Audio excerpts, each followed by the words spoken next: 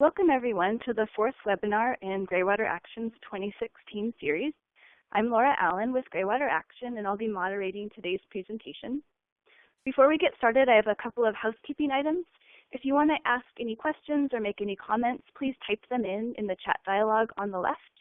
We'll be taking questions after the presenters do their presentation. If you want to enter full screen, please click on the top right corner of the slide.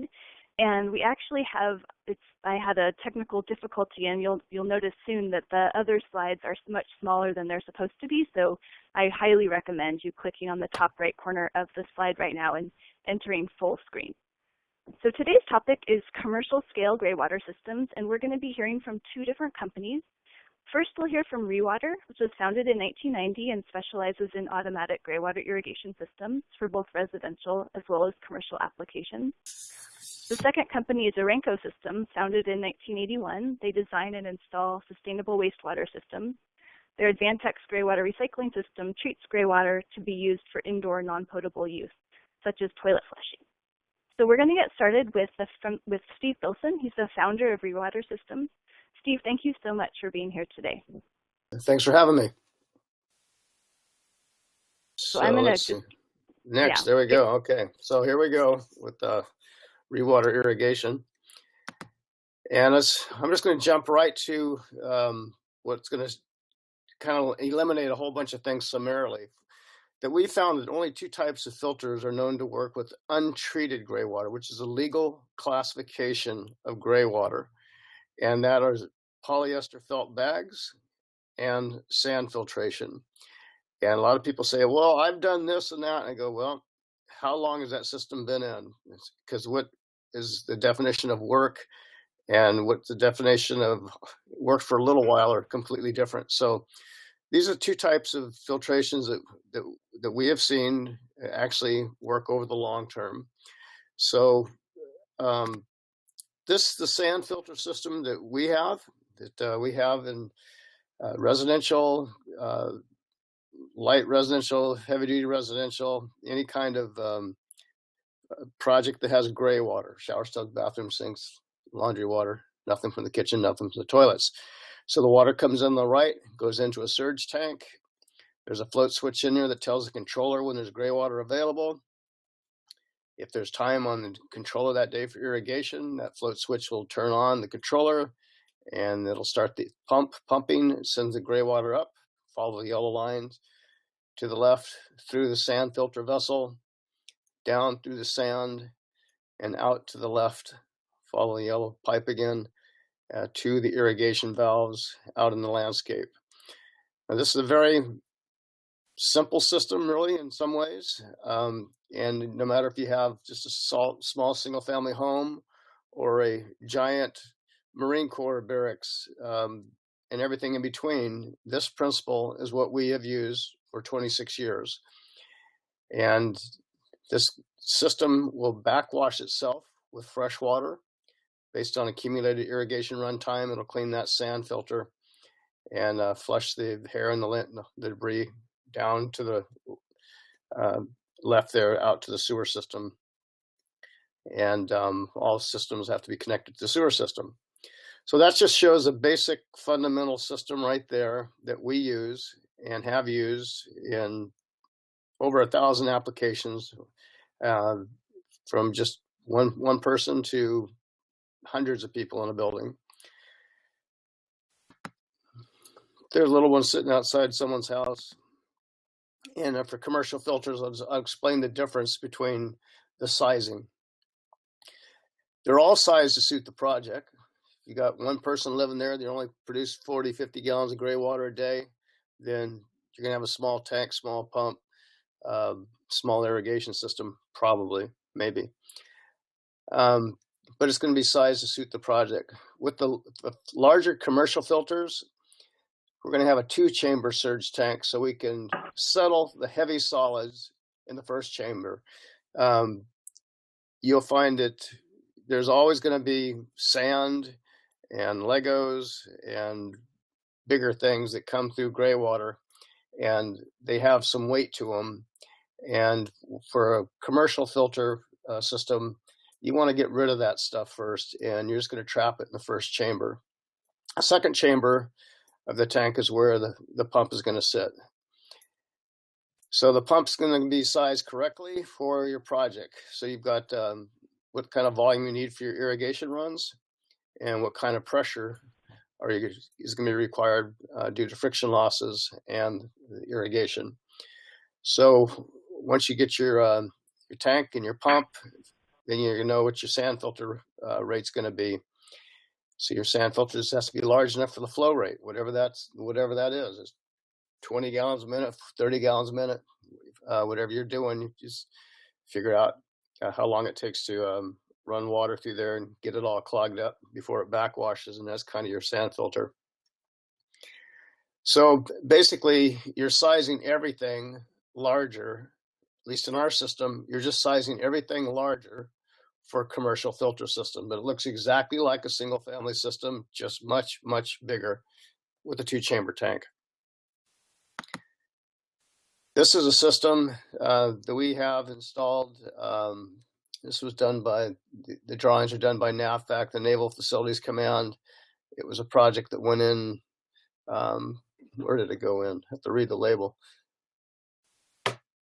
Indoor Physical Fitness Center, somewhere. Anyway, it was one of the larger systems we did for the Navy.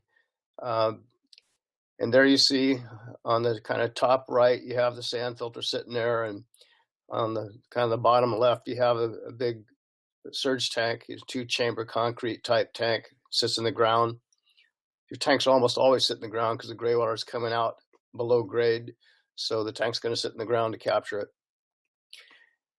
And then you have our controllers up at the top, and you can see there's a freshwater connection right underneath the controller, the RP that separates the city water supply from the Greywater system. Here's a little bit bigger version of a very similar type system, but this is an LA County type system. And what you have on the bottom right is the freshwater supply for this system having to be poured through an air gap into a secondary tank. They don't let you, in Los Angeles, don't let you put the freshwater directly into an RP and then into your Greywater system. They require that it be in an air gap and then stored and repressurized with the pump. So that system is almost identical to the previous system, except you have your fresh water going into a reservoir, and that just adds a whole bunch of expense. You got float switch, pump, and tank and all that. But the state Greywater code allows you to use an RP or an air gap. And if you use the air gap, then you have to repressurize it. And that's what it looks like right there in our commercial system. This is a laundromat. You can see right in the middle there, top left, you can see the laundromat on the side of the building in Chula Vista. You see that Parkway vault there, kind of hiding behind a bush. The Greywater system in there takes that laundry water. You're looking down on that same kind of picture that we've been seeing. This is where the tank sits in a Parkway vault. I mean, the filter vessel sits in a Parkway vault. You're looking straight down at it. You can climb in the lower right-hand side to show you some scale, how big this thing is. A full-grown man can stand in that space there on the lower right-hand side. It's a very big filter system, big pipes. Everything's just big.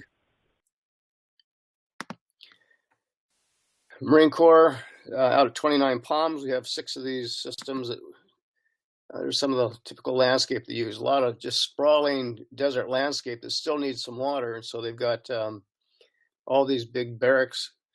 And there it is, a Parkway vault, the system hiding in there. It's just the same thing that we have just over and over and over. You don't see much. Just the landscape, all these palm trees, $5,000 a piece palm trees. They're all irrigated with Greywater. There's so much crud coming out of a big Greywater system that it really takes a lot of crud removal. This is a pre-filter that we have. It goes into the tank. And so your Greywater source is going to pour across the top of this. And this is a replaceable bag. And it's just a large micron bag. You could put a small child in this thing. And you'd be amazed at how much crud comes out of a commercial Greywater system. Now, Greywater, no matter where you are, Greywater is going to have different constituents. Like a single family home, some people don't do a lot of new laundry, so they don't have a lot of lint. Take another home, maybe they're doing new laundry all the time and they've got all sorts of lint. Some people live out in the country, they have a lot more sand in theirs. But anyways, there's so much crud coming out of a commercial system that we're going to pre-filter the water as it comes into the tanks. We're actually catching a whole bunch of stuff before it even has a chance to settle on the larger systems. And we found that cuts the maintenance down for everybody by just being able to kind of capture a lot of this stuff right up front. And that's been a good thing from a maintenance standpoint. That's where if you store the rain to back up a Greywater system, that's how big the tank gets. And that's actually only a 5,000 gallon tank, but it's the same thing. You have, there's just that little bitty Greywater tank over there, little bitty Greywater filter. It's the same thing. It's just happened to be backed up by rain. A lot of commercial projects, they have a rain mitigation mandate. And so we integrate rain systems with our Greywater systems and kill two birds with one stone. Our controller is pretty unique, and it's part of the big reason why we're still in business after 26 years of doing this. They go up to 21 valves, have 4 independently operating programs. There's water budgeting, a whole bunch of other things. Supplements with potable water after midnight, if desired. If they can turn that feature off if they don't want it, but especially in a single family home situation where they go on vacation and nobody's producing Greywater, they always want to have a backup so their landscape doesn't die. But sometimes on big landscapes, like the Marine Corps barracks that we did, they need some kind of backup too. Like when the Marines get deployed to Afghanistan or something, all of a sudden that barracks will be empty. And to keep the landscape going after midnight, it'll poll itself and say, did I make it through the program with Greywater? Nope, I didn't. So it'll finish it with fresh water. Our controller also performs filter functions. We have dosing, which spreads the Greywater around the property, which strips the tubing inside diameter of all the scaling and purges the emitters so they don't clog up. That is the reason we've been in business for 26 years. And I'll get into that a little bit more. Our filter function is also the backwash of the filter vessel. We talked about that. So it's a quick annual maintenance just to clean the sand out.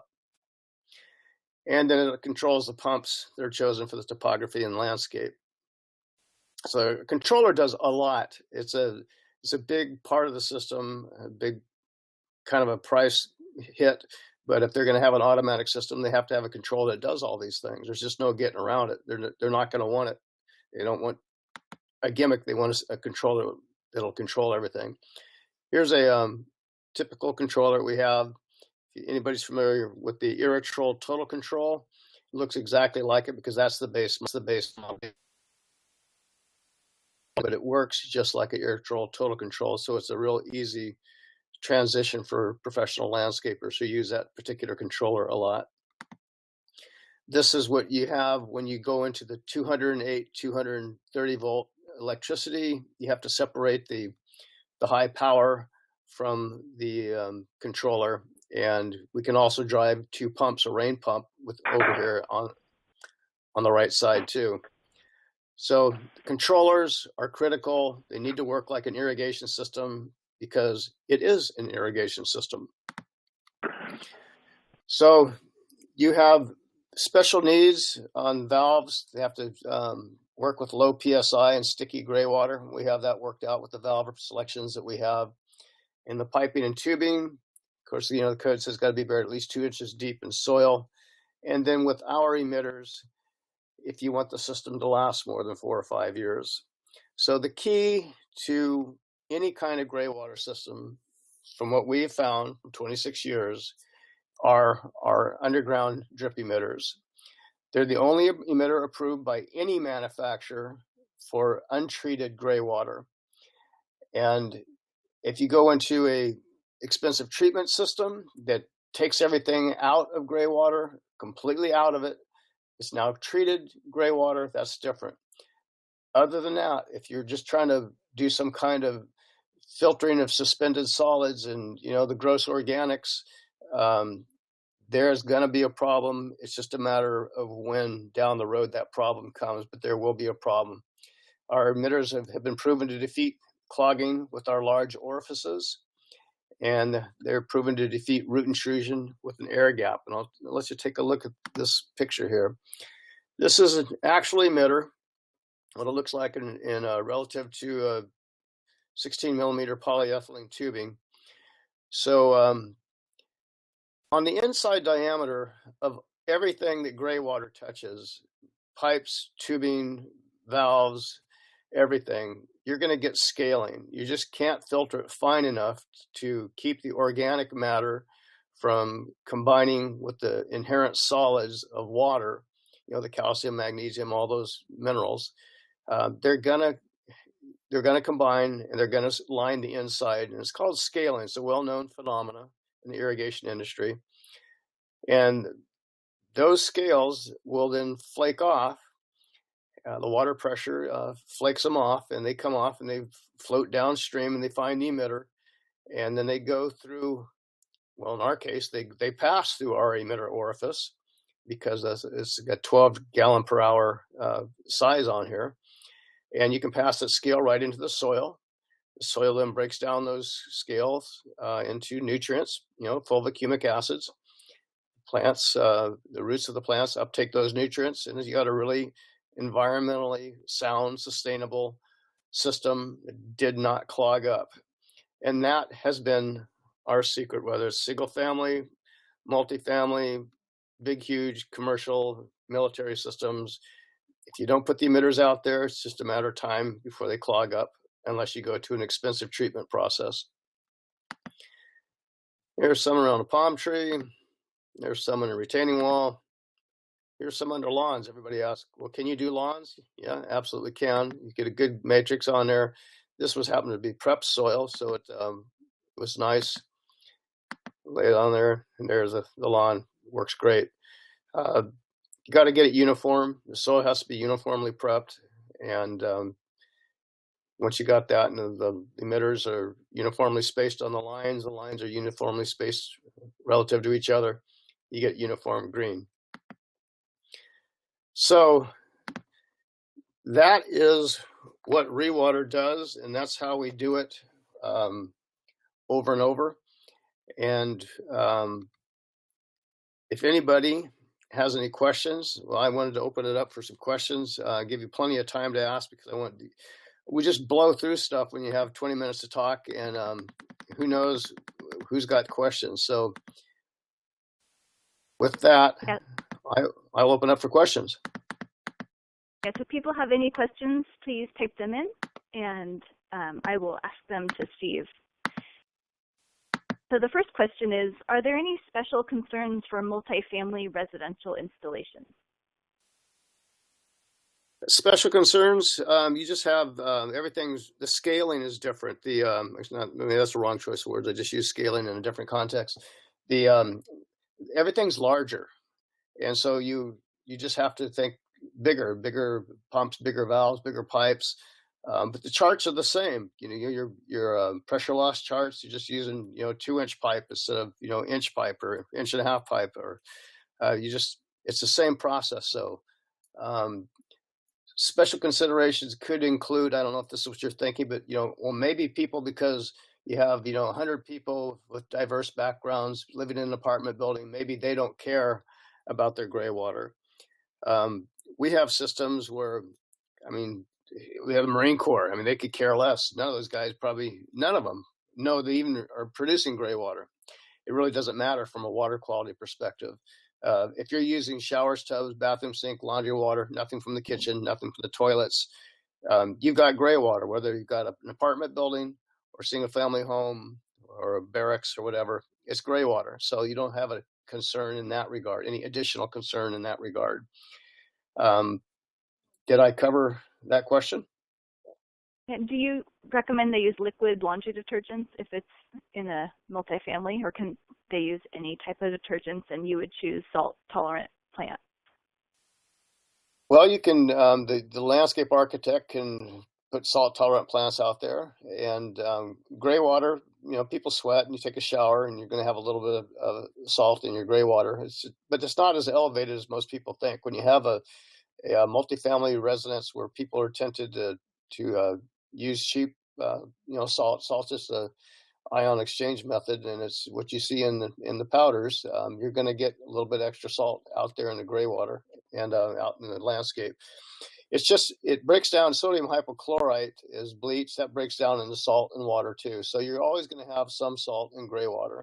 If they're really concerned about the salt level, they can mitigate that with the various liquid. They're all phosphate or calcium. Excuse me, calcium-based products. Perk. There's a whole bunch of them out there. The names are Oasis.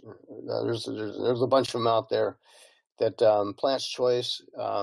They just add it to the Greywater and adds calcium that has positive ions, counteract the negative ions in salt. If you want to keep that perfect balance out there. But we have one system. I actually showed you a few pictures of it. It's a commercial laundry down in San Diego that has it's in a low income. This one system right here, the low income part of the county, and the landscape looks pretty decent. They have absolutely no control over what people use in their laundry, and the landscape actually looks pretty decent. So salt is really probably not as big as a deal as one might think. So the next question is about maintenance frequency. How often do you change the pre-filter bag and sand replacement? It depends on how much crud you have coming out. That pre-filter bag was developed for that commercial laundry system that, like I say, the owner had no control of the quality of water, and because they were getting pounds of stuff out of that system a month. And that's after it dried, they were getting pounds of stuff out of there. So that was some really nasty Greywater, and that's why we developed that pre-filter bag. Most systems do not have that pre-filter bag. For most systems, even the commercial system, they have this big 2-chamber tank. They're just settling all that stuff out in the first chamber, and it works just fine. So you have an annual maintenance of the sand filter. They replace the sand. We used to say, check the sand and see how much stuff you have in it. After about 10 years, we realized that some people didn't do that. And it's just like, okay, just change the sand. You don't know what you're looking at when you quote unquote check it. So just change the sand, and that's your maintenance. And if you do that, then you'll keep everything flowing well. And you want to keep Greywater flowing. That's the key. You keep it flowing from the pump all the way out through to the soil. When you slow it down, things start collecting, and it's just like your heart and pulmonary system. Once you start slowing down, things start coagulating and clotting, and you get strokes and stuff like that. So you don't want your Greywater system to clog up. Keep it flowing.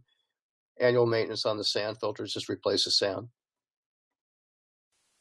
So a couple more questions. Can you say a little bit more about the air gap requirement in LA County? Yeah, the only county that requires you use the air gap, and that is this system right here that's showing right now. That's the bottom right-hand tank, that cylindrical tank. It's just where you, on the right-hand side, you can see there's water coming into the pipe. It goes up through a valve, then down to the left through an air gap. And there's like a funnel right there. And then that fills up that cylindrical tank right there. There's a pump in there. And that's what's going to provide your supplemental irrigation water and your sand filter backwashing water. So that air gap separates the city water supply from your Greywater system. On the slide previous to that, you go up to the top left, kind of 2/3 of the page out on the left, there is a RP, a reduced pressure principal device, separating the city water supply from the Greywater system. Those are the two types of protection for the freshwater supplement to a Greywater system. Did I Steve, cover the air gap thing? yeah. Could you talk a little bit about the price of the different systems? And the question is actually asking you to compare the pros and cons of the irrigation systems and then the treatment systems, but I think we can let Jeff talk about the treatment and the cost of the treatment side. But if you could discuss a little bit about the costs that people should be aware of in the different applications of the ReWater system. Well, we sell a bag filter system at the very inexpensive.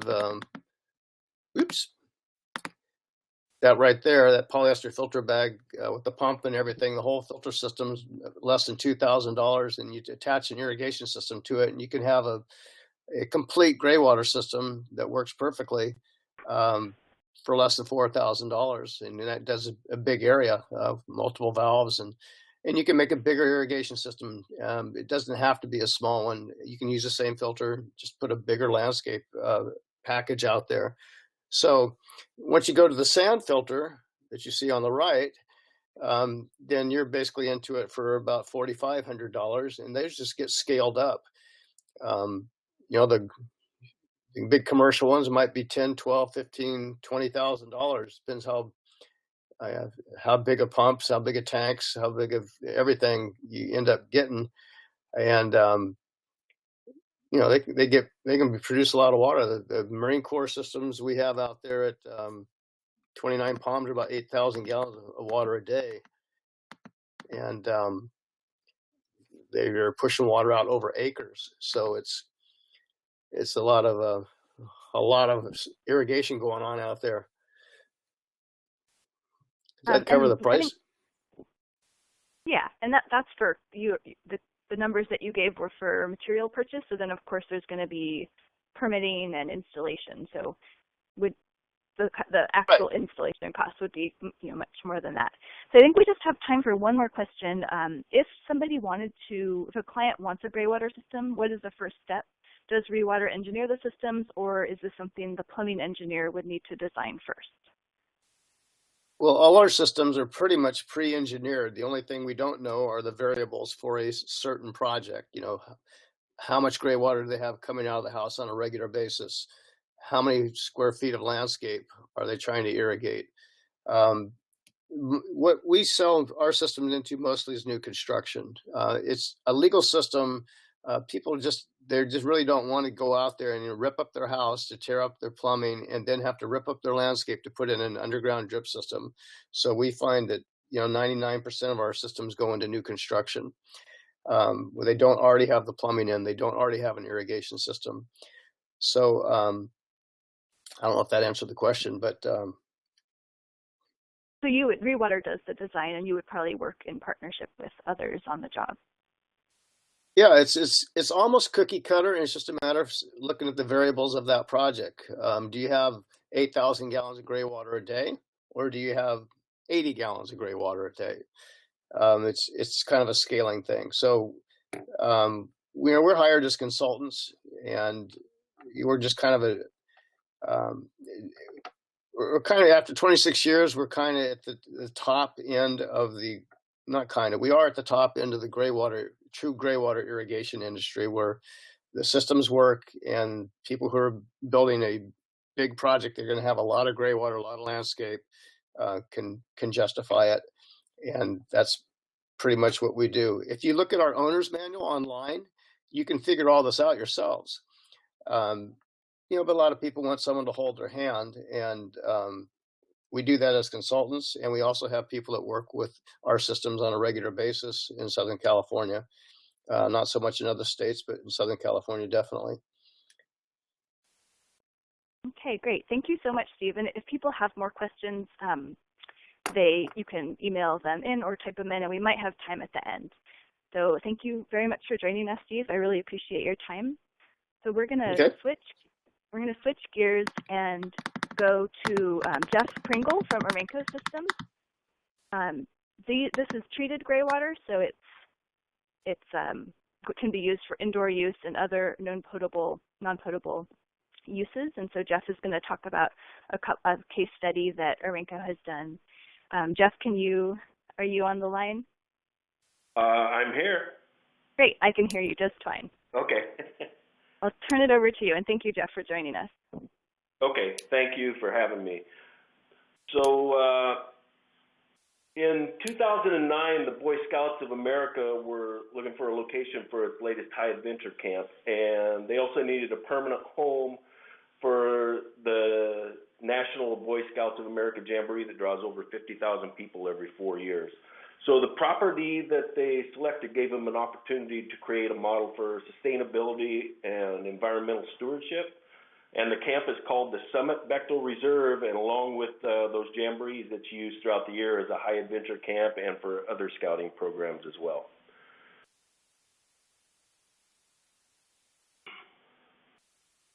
So this presentation is going to discuss the Greywater system at the Summit. Part of the original design for the entire project included 117 shower facilities that would reuse greywater to flush toilets. And those facilities were designed with both rainwater and potable water makeup in the event there wasn't enough greywater to flush toilets.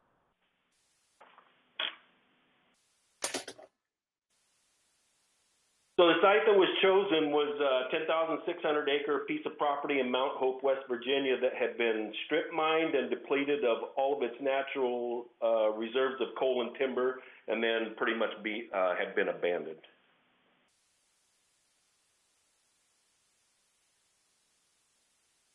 One of the main reasons that this particular site was chosen was its location next to the New River Gorge National River, which is a 70,000-acre site that's very popular for whitewater rafting, mountain biking, rock climbing, and a lot of other things. More than 13 miles of the Summit property actually borders that park that's maintained by the National Park Service. So if you look at the bottom right-hand photo up there, that's a photo of Bridge Day, which attracts 80,000 people to the New River Gorge Bridge for a day of base jumping.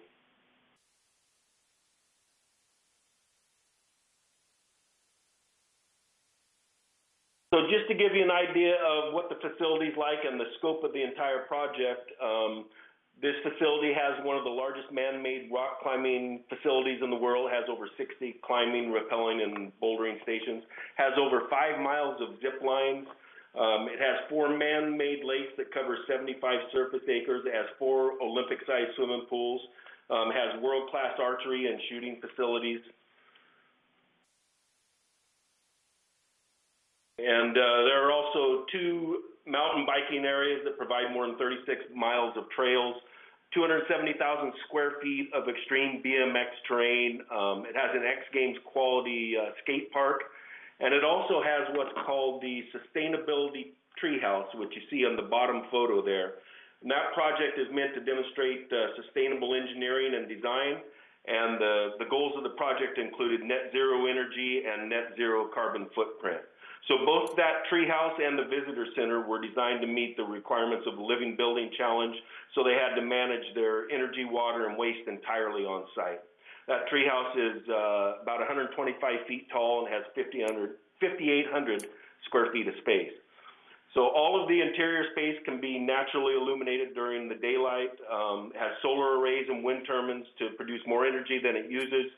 Rainfall's harvested and treated and then distributed to the laboratories and water fountains, has composting toilets, uses no potable water, and then they use it for an educational and a gathering space. So this is the Console Energy Bridge, and this is a wingtip bridge that's almost 800 feet long and 100 feet above the valley floor.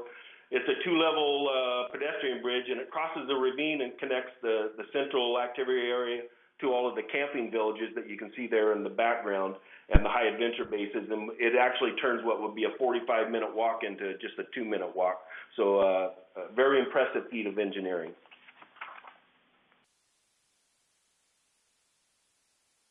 So we mentioned there were 117 neighborhoods with shower and toilet facilities, and all of those shower houses are made entirely of locally cut and milled hemlock. And the showers actually are ambient temperature showers with pole chains. And there's a very good reason for that.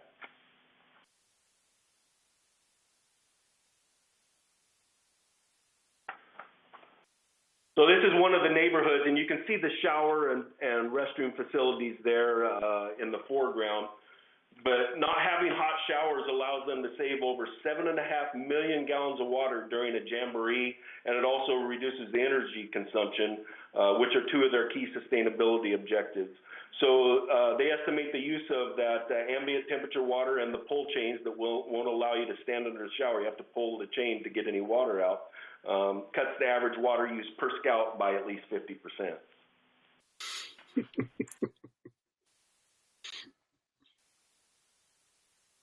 So the project goals for this project, first of all, they wanted to create a model for sustainability, environmental stewardship, which is a lot of what the Scouts stand for. They wanted to be zero net energy, zero carbon footprint, and the third one there, they wanted to protect the New River by eliminating any direct discharge of treated wastewater.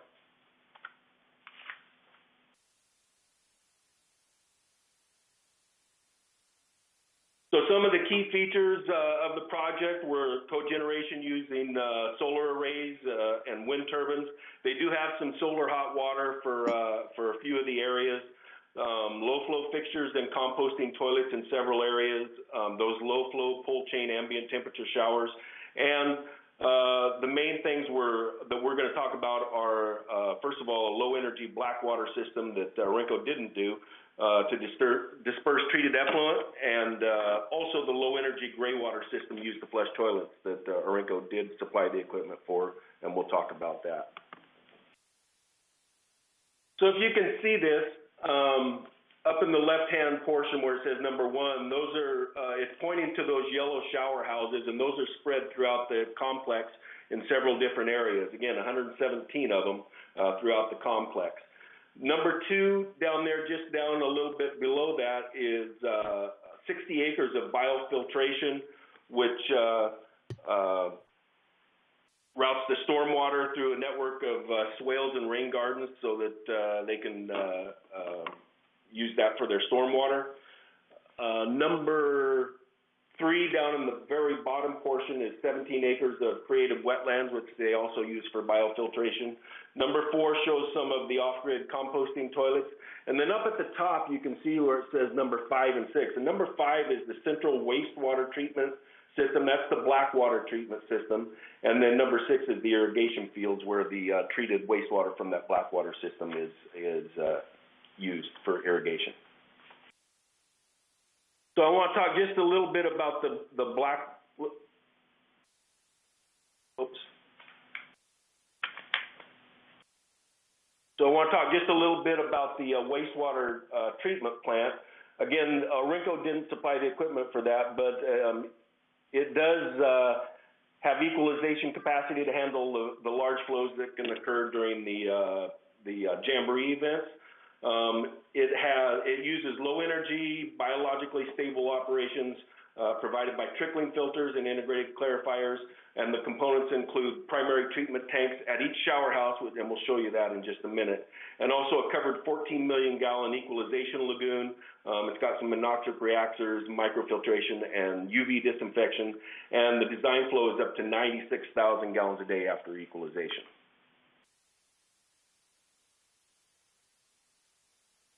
So we do want to talk about the Greywater system and what the requirements were going into the project were. First of all, each of those shower houses had to be capable of treating 2,000 gallons per day or for a 24-hour period.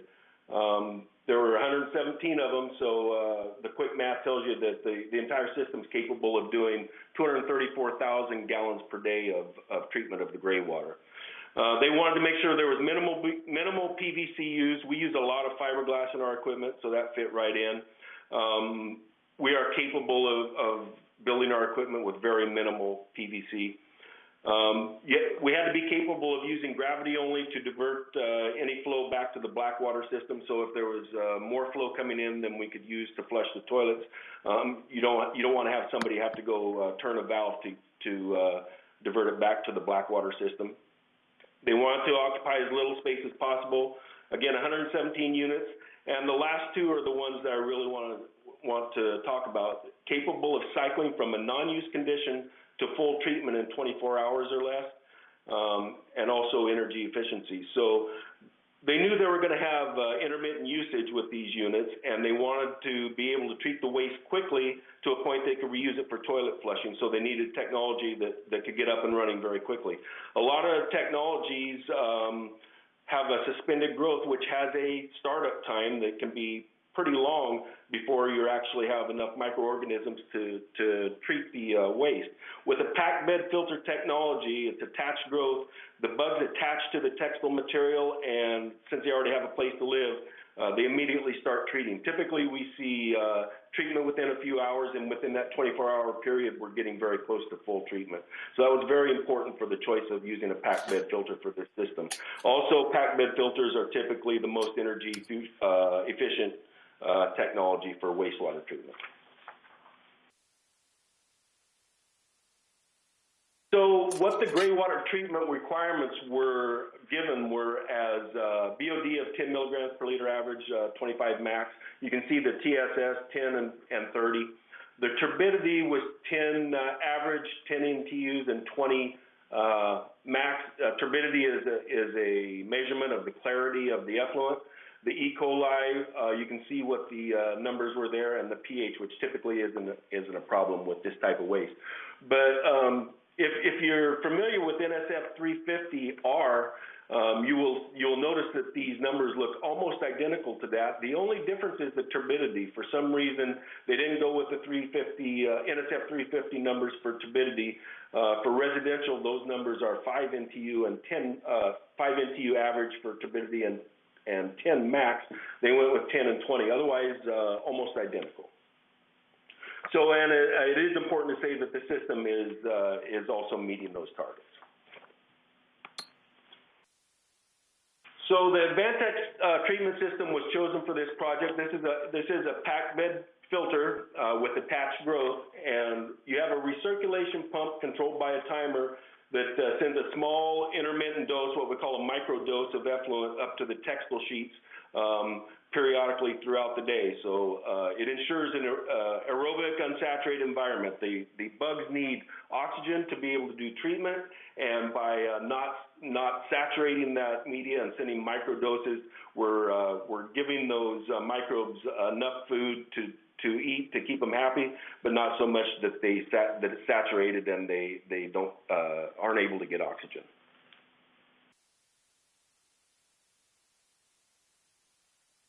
So this is a shot of the plan view of the system. You can see there are two what we call AX20 RTs for each.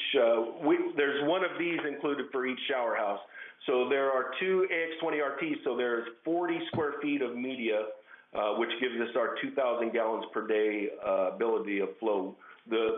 The amount of media that you use is determined by the amount of flow. You can load, depending on the waste strength, you can load that media at so many gallons per day per square foot. So to get 2,000 gallons a day, we needed 40 square foot of media, which we have with those two units. There's also a 1,000-gallon dose tank. So after this effluent is treated, what happens is you can see that the recirc pump will send the effluent up above on top of the unit, let it percolate down through the textile media. It's distributed between the recirc and the discharge chambers by a baffle. I don't know if you can see it there or not. But then a pump in the discharge chamber, that 1,000-gallon tank, will go ahead and dose to a UV disinfection unit and into a pressure tank that provides the water for the toilets.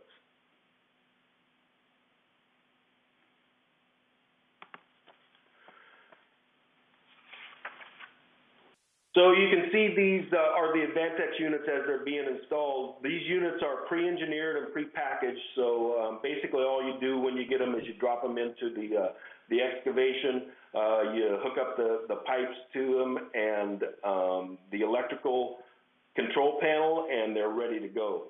So each of these units, again, has two of those AX20 RTs and the 1,000-gallon dose tank.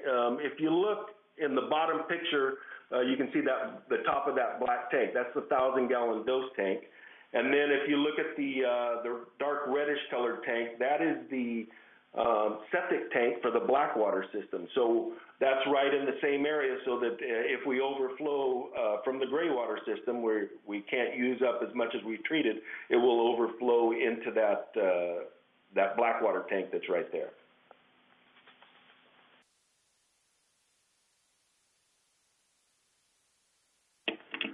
So there were actually a couple of sites that needed 4,000 gallons per day of treatment. So what we call the AX Max unit was used. So this is the exact same technology as those AX20s. It's just for larger flows. And this one is a 14-foot long unit that has the ability to treat 4,000 gallons per day. What we can also do is we can go up to 42-foot long unit that'll treat up to 11,000 gallons per day of Greywater. And you can see in the overhead plan view, we can also put, if we were going to, in this particular case, and what we can do is we can put a UV unit, or we can put the dose tank in the same enclosure, so you don't have to have that extra 1,000-gallon dose tank.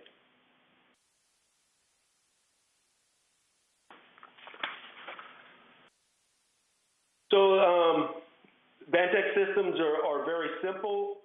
They provide a place for the microbes to grow, which is the textile that breaks down the waste stream, and they allow the waste to be treated right at the facility as close to the point of generation as possible, and also reused there. So I don't know how well you can see it, but if you look down at the bottom left-hand corner, the shower facility there, you can see there are two green lids there. Those are the AX RT units. So we're taking the flow from the showers right there next to the building, we're treating it, and then we're sending it right back into that building to use to flush the toilets. We're not transporting it any distance. So the idea of being able to use these small systems, 117 of them, rather than one main treatment system was very advantageous in this case.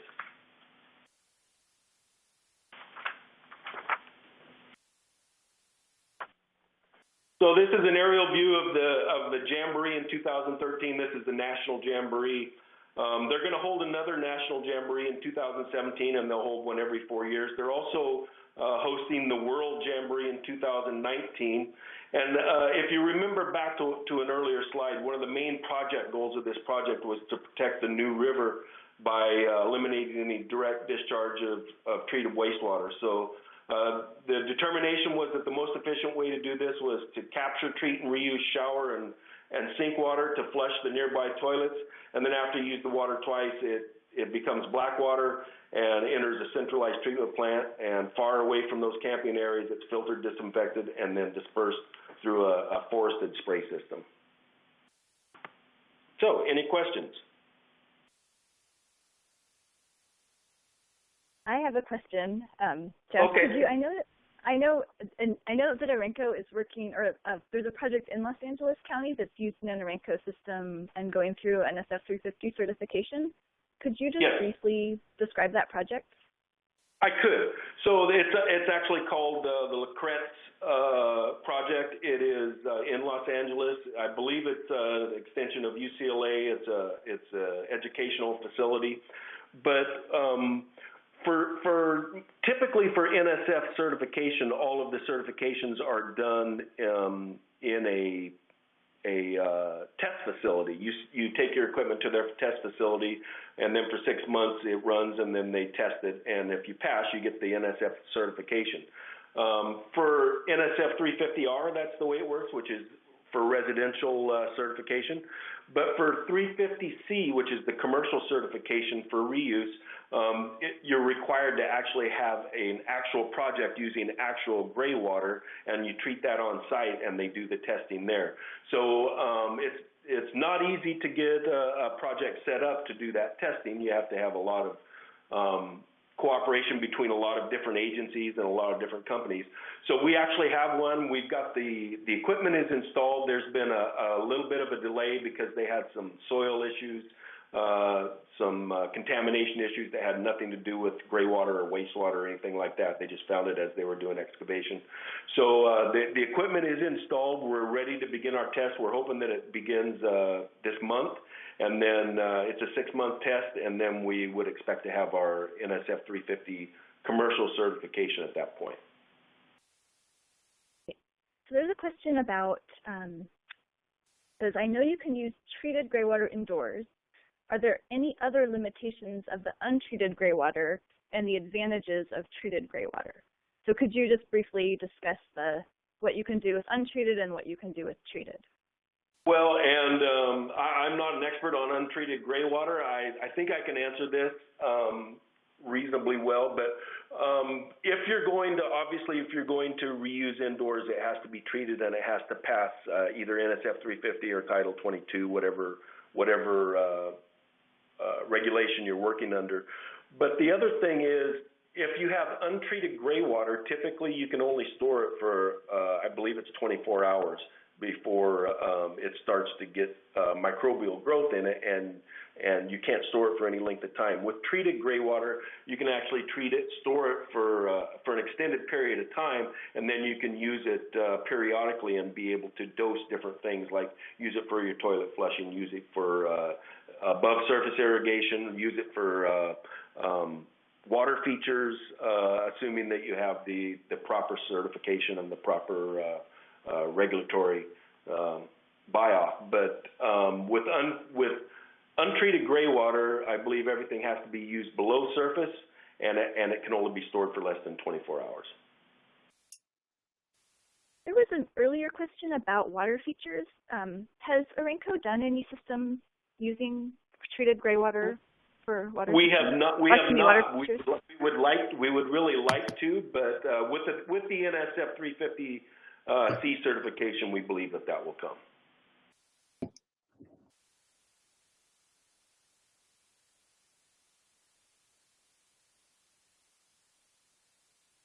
Are there places where it's easier to gain permitting and kind of go through the regulatory side of things? Have you found parts of the country that are easier than others?